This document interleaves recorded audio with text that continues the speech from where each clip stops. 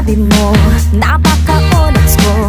Huwag nang magpaganda, sayang lang ang oras ko.